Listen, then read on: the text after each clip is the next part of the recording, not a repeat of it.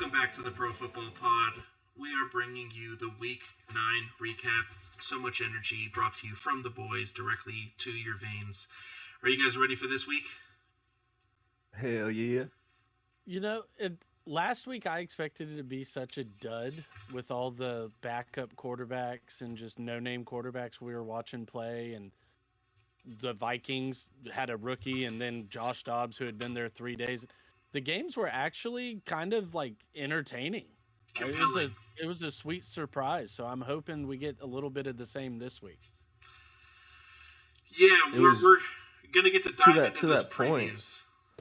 It was actually really depressing going into the weekend, like into the day. It was like knowing these are the matchups we have and these are the quarterbacks we're dealing with. It was like, yikes, what is the NFL right now? And then to your point, though, it was awesome. Yeah, we talked I was about enjoying it. How we had 3 good matchups and none of them were going to be going on during red zone except for maybe one, the Cowboys-Eagles. But the other ones were supposed to be the early game and the late game, and the early game ended up not being that good of a game to watch. I mean, only 14 points scored, 21 in the first half, 14 in the second. Like, just a bunch of nothing going on. It was horrible.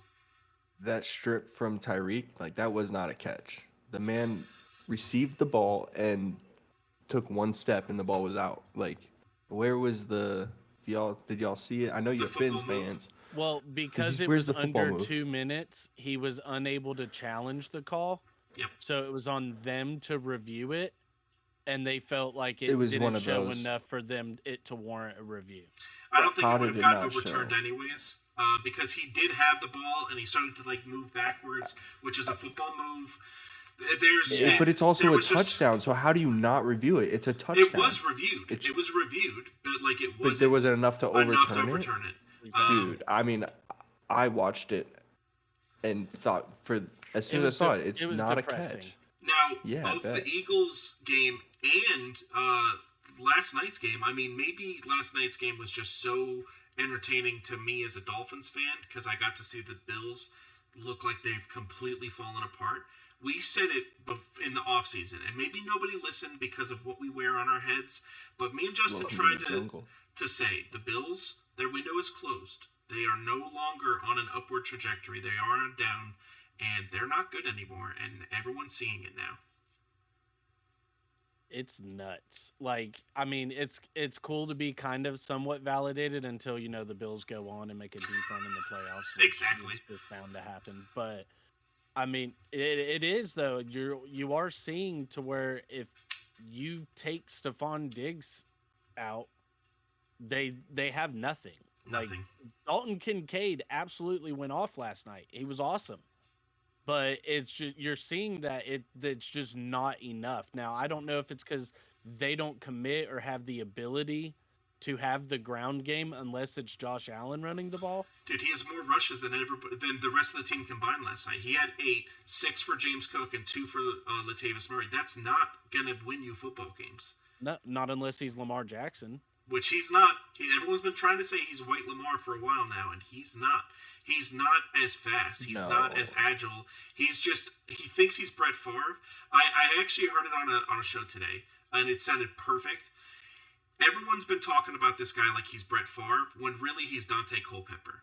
Like, that's who he is. That's that makes you think. Yeah. Yeah, that's very accurate. Wow, right? I loved it. Yeah, that's very accurate. Like, body size, all of that. But, I mean, yeah, and like I said, it's the defense isn't as strong as what it has been in the past as well. Now, missing Matt Milano and losing Tre'Davious White and Tremaine Edmonds in the offseason, Tre'Davious White by injury this season, it's obviously showing in just all of what their defense is giving up here. But nonetheless, I mean, as Bills fans, I know they're starting to hit the panic button because a couple more losses, and you're very well looking at the outside of the playoffs with this team. I don't know how many guys stick around. Exactly. Like Stephon. Yep. Yeah. But so we mentioned Lamar Jackson. I think it's about time we start talking about Lamar as Lamar the passer. Yeah. He's up in the tops of the leagues in his accuracy rating this year, which has just been pretty much been the one knock on him his whole career. Like, yeah, he can run the ball and he can make plays, but he can't put the ball where he needs to when it counts. And he's sitting here dicing teams up and making it to where it's opening up his rushing ability because they're having to worry about his legs. It's what they did the to first Detroit. situation we've seen where a player gets paid and he actually performs better than he was Immediately afterwards. before. Yeah. They also put some pieces around him, getting him Zay Jones this year. He is exactly what Rashad Bateman was always supposed to be and never was, because Zay Jones. Flowers. Thank you. He hasn't been dropping the ball. He's been very, very consistent for them. Now, he only had one reception for 11 yards this week, and He part also of that, only had one target. yeah. Part of that was that Odell Beckham got open in the end zone, and that's all helping Lamar to progress. That's why we're so high on him specifically.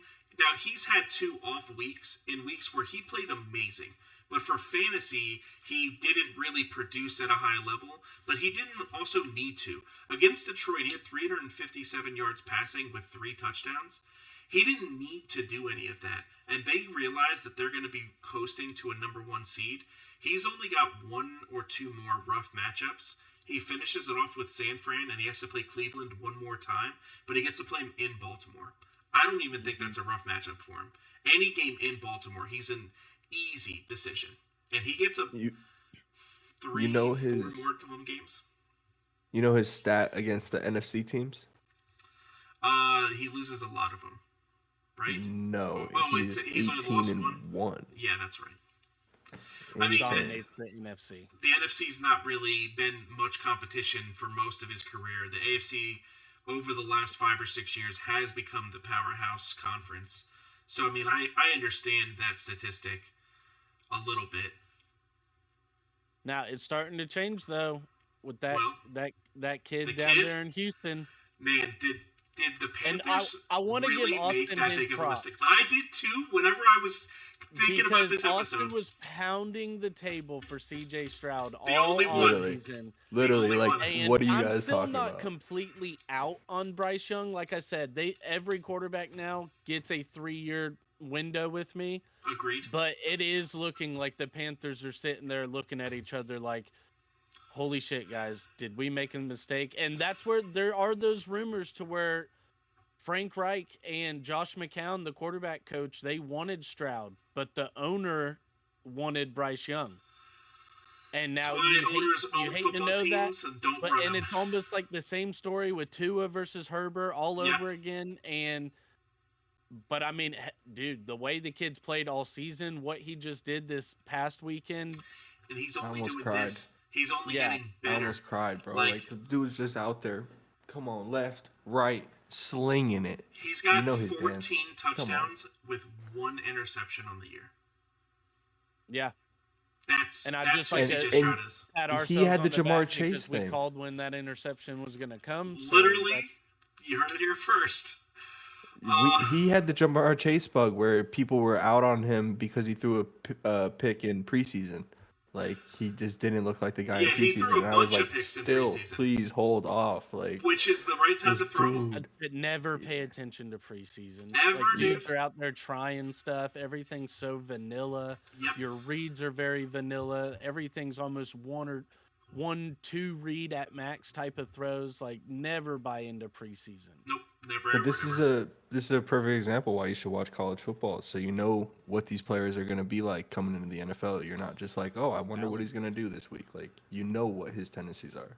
So, a player that's been on the downward spiral a little bit lately, his team has looked horrible, even though they were all smoking cigars this past weekend in the locker room post I don't game. know how I feel about, smoking cigars after you beat the New York Giants. Yeah, Like, I agree. No, I mean, it was I a do new. understand It was turning a interim new head page. coach, all of that, and for those who haven't put it together yet, we're talking about the Raiders. Yeah, But- Devontae Adams and the Raiders.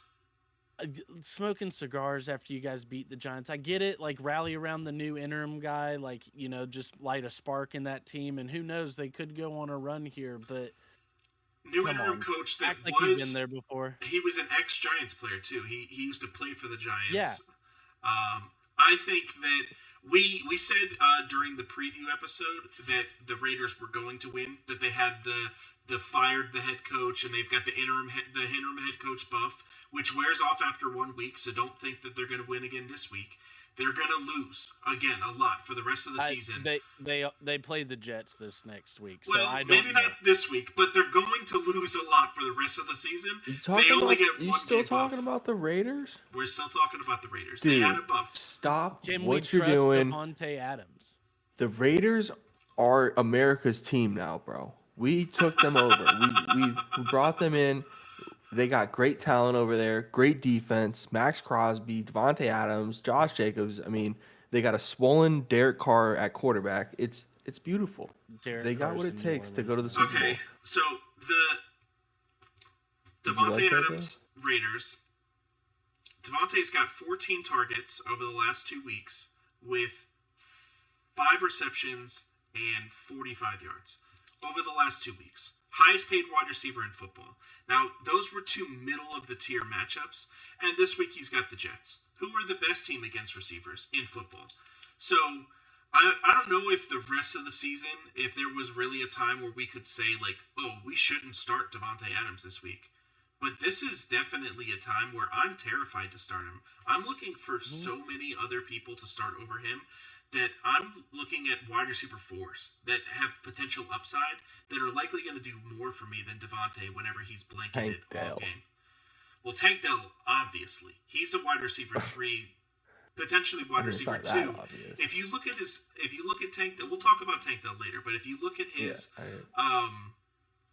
actual targets, he is being targeted more than Nico Collins, and that's scary for Nico Collins owners. It is. But back to Davante. What do you guys think? Are you guys benching him this week against the Jets? Are you thinking that in the future that I need to trade this guy away to get assets? Or am I just going to ride it out with top 5 receiver in talent? Like, there's no knock on Davante Adams, but he's potentially in the worst situation to be in right now. I mean, depending on your roster construction, I could see being forced to have to play him, but I wouldn't. Like, I'd absolutely look to trade him off, and I'd look to bench him, especially this week versus the Jets. Would you rather start Michael Thomas or Davante Adams? It's very hard. Probably Davante, just because of the talent. Yeah, and Michael Thomas isn't... would you rather start Marquise Brown or Davante Adams? An actual other number 1 receiver. He's got Kyler Murray coming back this week. Marquise Brown or Davante Adams? It's a big question mark in the air there. I'd take Marquise. Adam Thielen or Davante Adams? Adam Thielen. Like, these are... Oh, with Adam Thielen all day, though. Like, he's been crushing. What did he do last week? Adam Thielen's last week was only 6 targets, 5 receptions, 29 yards. And I still think that he's going to have more upside this week than Davante Adams. He's got Chicago this week. That blows Davante Adams' stat lines out of the water. So that's great. Yes, exactly. That's what I mean. He's got less targets, but that's, Drake London, he's probably out. But Amari Cooper at Baltimore, I'm playing Amari Cooper. He's a number 1 receiver. Like, there are so many people that I would rather have this week. Jordan Addison versus New Orleans. That's a hard one, but I might lean Jordan Addison this week, like, because of the upside. The only thing I don't like about Addison is that Addison is the second best target there. If Justin Jefferson was back, then I definitely wouldn't look Addison. But without Justin Jefferson, than Jefferson. Come on, bro. But I do think Addison is, like, even though Jefferson's been gone, I think he's definitely a top 20 receiver in the league, like, talent-wise. He's showing that, like, he's been eating touchdowns, but, like, this past week doesn't show that, but, I mean, he still had, like, 7 receptions. What about Deontay Johnson? What are you guys thinking about a player that's getting targeted heavily? He's got 2 touchdowns over the last 3 weeks. He's had at least 70 yards since he came back from injury. And George Pickens had -1 yards on, like, 2 catches this week. I think he's back to his old target monster ways where he's just 10 targets a game at least. he's just more effective in his routes. He's just more effective on his targets. Pickens, I mean, for whatever reason, I mean, he got more targets last week, but it's not like any of them were actual like gameplay, like game breaking type of targets, putting him in a position to actually make a play. Except me, for the touchdown that he got. The that was touchdown. He couldn't 100% keep his his feet foot. in. Bro, that was a college. Yeah, you got to get the foot down. That's why You I gotta hate get the foot college down. having 1 foot. Is because of that play right there. A rookie receiver is the only one that makes that mistake. Everyone else, they at least drag their Well, foot. he's not a rookie, but still. That's true. He was a rookie last year. You know, every receiver knows toe drag swag. Like you have to drag that back foot, and that's just on him. And I don't think him complaining about it over Twitter and Instagram is going to help him at all either. Nope. Especially with The that Steelers team fans are not and about that that front shit at all. office. Nah. So I don't see it getting better for Pickens. Me personally, as a Pickens owner, I'm benching him. And so, you got to love Deontay Johnson going forward. A harder one. So he might have been the number 2 running back in fantasy this week, if not the number 1, Rachaad White. He had 20 carries with 7 targets. In my eyes, Rachaad White just took the step to RB1, fringe RB2. Like, he's right there. He's basically an RB1 in production with just how many opportunities he's getting. And that's the word right there, opportunities. And he gets a lot of work in the receiving game. That's what you'd love to see. I mean, 7 targets. I think the week before he might have had 4, but he ended up doing more with his targets the week before. This has been a ramping thing. I don't see why you don't give him 10 targets a game. Like, just let him eat, you know? Yeah. I mean, they do enough with him. That's just like Eckler. Eckler ends up getting so many targets because he's just so efficient with them. Yeah. Another player trending really high upward that's right there at that fringe, running back that's really been disappointing for most of the season is Ramondre Stevenson. Finally living up to his ADP. Yeah, I mean, he was taken in like the 4th or 5th round. He's supposed to be a top 25 running back, and he hasn't been. It's the offense, though. I mean, you're dealing with quarterback issue over there. Trash for weeks. It's been, and it's going to continue. So they at least have some good matchups for running backs in his future. He's got Indianapolis this week, which is 5th worst against running backs. He only had 9 carries, but he did have 6 targets in that last game. If it wasn't for that 64-yard touchdown, Ramondre wouldn't have looked good last week. And the week before, he only had 10 carries. Week before that, only 9, only 10. Like, they are actually giving Zeke the ball more than I want.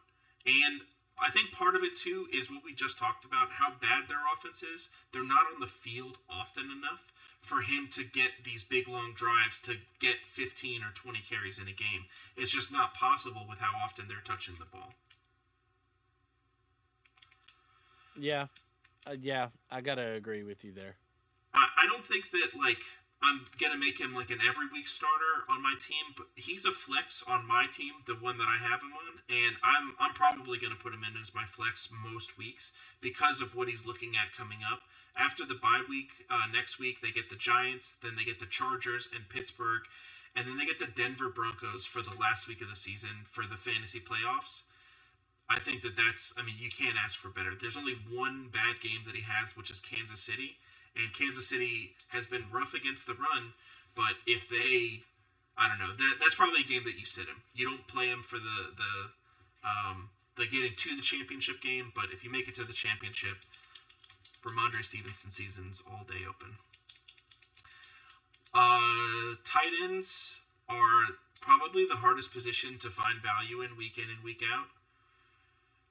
This year has actually been a decent year compared to most years. Like, you can stream guys, and there's been enough guys available where it has been a good streaming points. year. I feel like people aren't holding 2 tight ends as often. That's part of it. Is that it used to be that there was always gonna be your Kyle Pitts and your Taysom Hills and these guys that didn't perform early always were still going to be rostered. I think that people are finally turning around to, I need more receivers. I need to take a chance on running back. And they're just going to drop whoever their tight end is and restream someone again next week, not really thinking I have to hold on to Cole Kmet because Cole Kmet's the only chance I have at tight end. It's been really refreshing. It's also been really hard. It's frustrating if you're a Kyle Pitts owner. To your point, though, yeah, Jonnu Smith, Cole Kmet is one of those guys you haven't been able to drop this year because of his production he's been doing. As soon as Fields went down is whenever you should have dropped him, and the week after he put up like 17 points and then 23 points. Like I preach this. It's just I preach this so much though. Like that's what I'm saying. That's what I preach though. Is like you cannot drop a tight end like that with the backup quarterback. Backup quarterbacks go to their tight end. It's their safety blanket. They can't. They're afraid to throw the ball downfield.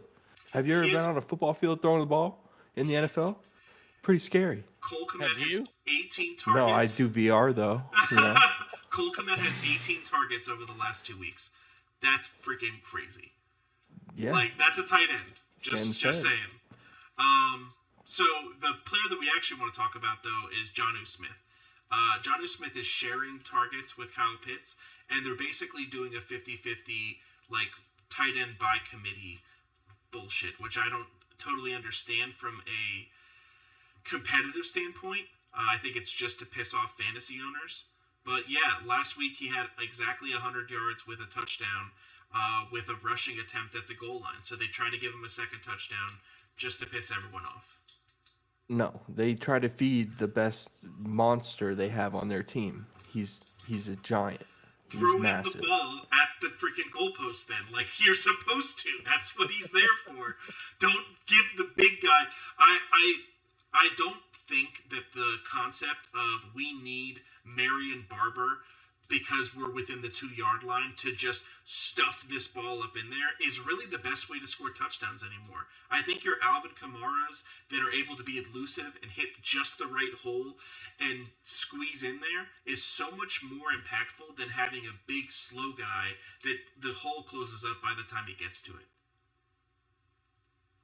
Yeah, it's where you see like offenses build around the type of players that they have. Keaton Mitchell. Keaton Mitchell is like 5'8". That's why he was taken so late in the draft and nobody knows who this guy is because nobody in any real football community respects a 5'8", barely 200-pound running back. Devon A-Chan would like a word. But it's changing. It's changing Is he rapidly. coming back soon? He's coming back after the bye. The bye's this week. So yeah, I mean, I'm not excited about Jonnu Smith because he plays for the Falcons. I'm not excited about adding Falcons players to my team because of the way their offense is being utilized isn't measurable. We don't know what they're going to do every week. It's similar to like the Patriots for a lot of years. If you didn't have their best receiver or Tom Brady, then you didn't want any part of their team because you don't know what they're going to do. Yep, agreed. Now, with last tight end we'll talk about, with Deshaun Watson coming back, David Njoku, I believe that at least as far as rest of season outlook, probably a pretty serviceable tight end at starting for you the rest of the way. Deshaun has just shown last season and this year, when he's been in, he likes Njoku. Njoku's just more, he's a beast in the red zone because he's such a big body. He's so big and strong. So for me, he's definitely a guy that after last week and looking forward, he's definitely somebody I think, you should look at snatching up. And plus, he just looks cool. Half of his dreads are blonde and half are he looks like Cruella DeVille. And then half of his face is ripped off. Yeah, there we go. Yeah, that too. The man's just out here playing literally on fire. So, over the last 3 weeks, David Njoku has 9 targets, 8 targets, and 6 targets. He has a touchdown over the last 2 weeks. He has 2 very tough matchups. He plays Baltimore and Pittsburgh. Both are divisional games, so the Browns are going to play him hard. I don't like playing these guys whenever they play against one of their divisional matchups in the AFC North, just because they play each other so hard. You never know what's going to happen. It could be a total defensive slugfest. That division plays each other harder than any other division. Any other division, dude. Like, it's so hard to guess what's going to happen. After they play those two tough matchups, until the fantasy playoffs, they have the easiest tight end schedule that there is. They got Denver, the Rams, Chicago, and Houston. They only have one tough matchup, and it's the week before the playoffs start. So I think that this is a dude worth having on your team. You absolutely want to pick him up if he's on waivers, but even more than that is trying to trade him and stash him. Like, even if you have somebody better that's got harder matchups, it might be worth getting rid of them. I think the only other person that has such an easy matchup is Dalton Schultz. Has some easy ones for Houston. Yeah, his outlook is looking ripe. Skyrocketing. Yeah, Dalton Schultz has two rough weeks for the last 2 weeks for the actual playoffs, but I don't know if that's going to matter with how much he's getting targeted by CJ Stroud. He might be the most targeted tight end by the end of the year. He's he had just 11 targets last week. man. Dude, 11 like, everyone else is running, 130. burning downfield, and he's just wide open. Wide open. It's crazy. Well, that was another great episode brought to you by Tulsi Rose Tea at TulsiRoseTea.com for all of your tea needs. We're going to bring you a couple more episodes this week, bringing you some waiver wire information, and then make sure to join us on Friday for the Fans. We're going to do a live episode for you guys where we answer your questions, and we do it for you. You guys got anything to say to the people out there? We do it Love y'all, for peoples. Well, Follow me on Twitter. Follow me on the X. Until next time, peace. Doses.